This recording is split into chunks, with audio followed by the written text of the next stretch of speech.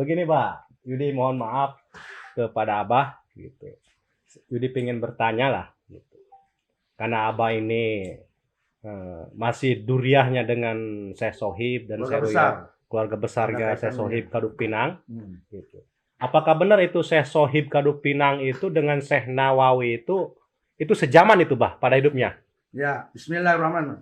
Shallu ala nabi wallahu a'lam bishawab. Iya. Insyaallah wallahu a'lam bishawab. Begini, Yud. Abah nih kalau sanad-sanadnya ya. Iya. Ini dari Wa Abah sendiri. Iya. Itu cucunya Syekh Ruyani, itu Abah. Wa Aceh ya. Ya wajah. Kaduk Pinang. Beliau tuh ketika hidup pernah ngomong ke Abah. Yusuf, itu Syekh Sohib dengan Syekh Nawawi Tanaro, sahabat akrab. Oh iya. Oh iya, Wak. Iya. Sahabat akrab gimana, Wak? Jadi Syekh Sohib dengan Syekh Royani ngomongnya bareng, pindah pesantrennya pun bareng, ke Jawanya pun bareng, keluarnya pun bareng. Iya. Nah, setelah mereka selesai pesantren, maka Syekh Nawawi, kata Wa Abah Wa Aceh yang selalu ada di Kaduk Pinang, almarhum, kita udah tahu sekarang, Syekh Nawawi jadi ulama besar di Tanaro, Iya. Syekh Sohib itu di Kaduk Pinang. Iya. Nah, terkadang Syekh Nawawi Tanaro itu karena sahabat sering ke Kaduk Pinang. Untuk apa? Untuk muzakaroh dengan Syekh Sohib karena sahabatnya. Saling sowan Bah ya. Saling soan. Iya, Sahabat kental mereka. Iya, subhanallah. Nah, kebetulan Abah ke Abu Yasoib, ke Syekh Sohib itu pernah buyut juga, ya. Apapun keturunan dari nenek Abah, nenek dari ibu itu ke Kaduk Pinang, keluarga besar yang ada di Makom Kaduk Pinang. Iya. Makanya tahu sejarah. Nah, artinya kata Abah tuh, kalau Syekh Nawawi Tanaro karomatnya bisa mengarang kitab, Iya. kalau Syekh Sohib Kaduk Pinang karomatnya hafal kitab 21 kitab gede. Iya. Oh. Dan salah satu karomahnya Syekh Sohib Kaduk Pinang itu yaitu dia itu kalau nanam pisang pagi, setelah nanam, nah, sore hari ada tamu. Karena saking menghormati tamu, seorang wali sangat menghormati tamu, ingin menjamu tamu tidak ada, maka Syekh Sohib menyuruh santrinya untuk ngambil pisang yang baru tanam pagi. Santrinya kaget, Mama kan itu nanam pisang baru tadi pagi. Ya, coba kesana aja tengok katanya. Iya. Nah, kemudian santrinya nengok, pisangnya benar, pisang itu sudah berbuah. Itu salah satu karomat Syekh Sohib Kaduk Pinang. Langsung berbuah itu Bah ya, Betul. pohon pisang itu subhanallah. Ya, Syekh Sohib torikotnya ke Syabri Karim sama. Oh iya. Dan mereka berdua ini walaupun sama-sama ulama ulung, tapi tetap menjaga adab dan akhlak, sehingga Banten ketika itu tidak pecah belah karena sama-sama menghormati, menjaga adab dan akhlak. Iya. Ya, enggak saling bersaing-saing seperti oknum-oknum kiai sekarang. Iya. Bersaing-saing, Iya. kompetisi. Tidak ada adab dan akhlak. Iya. Makanya santri-santri pecah. Para ustadz pecah. Iya, kalau enggak dulu enggak. Iya. Santri Syekh Sohib dengan santri Syekh Nawawi akrab karena guru-gurunya pun akur, sama-sama menjaga adab dan akhlak. Oh iya. Nah, kalau ini dilakukan oleh para kiai-kiai Banten, adab dan akhlak, nggak mungkin ada perpecahan, insya Allah. Contoh ulama-ulama baru itu ulama, adab dan akhlak. Iya. Bahkan mereka akrab. Syekh Nawawi walaupun dia mengarang kitab, tapi muzakarah dengan Syekh Sohib yang hafal kitab tebal besar 21 kitab. Begitu juga. Iya. Begitu juga ketika Syekh Sohib ini saking menghormati dan mendahulukan adab dan akhlak, Syekh Sohib sangat benci kepada Belanda. Karena begitu sangat banyak mendolimi orang Banten. Marah Syekh Sohib itu. Iya. Pernah suatu ketika Syekh Sohib itu membawa pasukan dan santri dari Kaduk Pinang ke Serang. Beliau mempersiapkan akan menyerang Belanda. Tetapi karena dia punya adab dan akhlak, bahwa di Banten pun masih ada ulama selain beliau. Nah, hebatnya Syekh Sohib itu. Iya. Masih ada ulama. Nggak sok-sokan dia enggak. Oh, masih ada ulama. Yuk diajak ngobrol, kan ini menyangkut Banten. Iya. Jadi mau koordinasi, menghormati, enggak seperti oknum sekarang, sebelum dewek baik, kumain baik. Enggak ego Bah ya. Enggak ego. Iya. koordinasi dulu dengan ulama, sepakat dulu.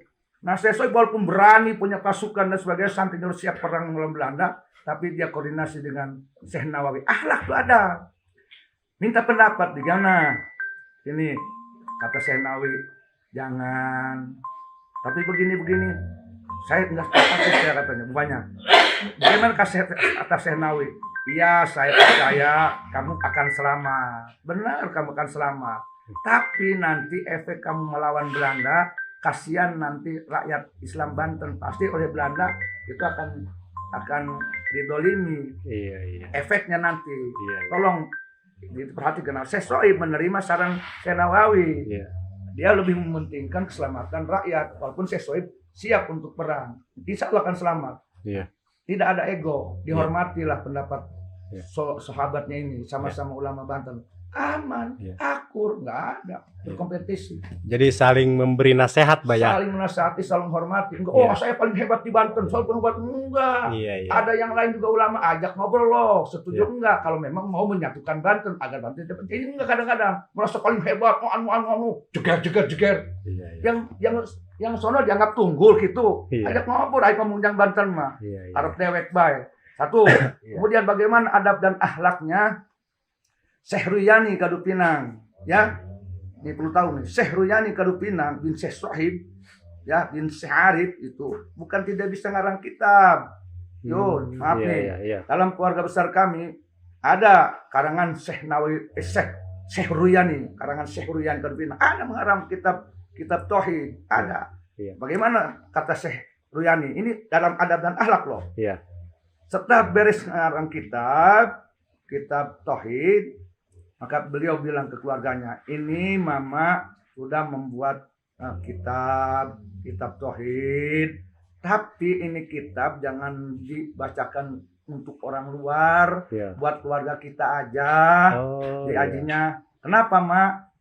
Jangan, karena ini kita takdim ke Syekh Nawawi. Cukup yang ngarang kitab mah Syekh Nawawi aja. Iya. Ini mah buat keluarga kita aja, biar buat kenang-kenangan, sampai sekarang kitab itu ada diaji oleh keluarga. Iya. Itu adab akhlak seorang Syekh Ruyani. Walaupun bisa enggak sok-sokan, enggak Iya. disaing-saing. Iya. Silahkan Syekh Nawawi aja, makanya tidak pecah. Iya. Jemaah tidak pecah, santri tidak pecah, Pandeglang dengan Tanaro tidak pecah karena punya adab dan akhlak. Sampai ke situ, Mbak ya. Antar Tuh, adab itu, Mbak ya. adab akhlak. Subhanallah. Zaman saiki, baru Iya. gitu udah sok-sokan, punya pasukan nggak peduli itu langsung sabrak aja. Mana adab dan akhlak syariah begitu. Iya. Maaf. Iya. Kemudian nih adab dan akhlak lagi ulama lagi nih. Maaf nih. Iya. Nih kita bicara nih. Abah juga belum bagus adab dan akhlaknya, mungkin lebih bagus adab akhlak itu daripada abahnya. Iya. Cerita ini Abuya Dimyati Cidahu. Allahumma arhamhu. Ya begitu abah mahabah ke beliau ya. Iya. Siapa yang tidak kenal Abuya Dimyati? Iya. Ya. Semua tahu Abuya Dimyati itu bukan hanya mursyid Thariqat Sadziliyah, tapi thariqat yang lain termasuk Qadiriyah Naqsabandiyah. Iya. Apakah di zaman hidupnya Abuya yang mulia itu mengijazakan Qadiriyah Naqsabandiyah ke umum? Enggak. Mengapa? Padahal juga mursyid. Mengapa? Adab dan akhlak. Oh, iya. Kepada siapa di adab dan akhlak?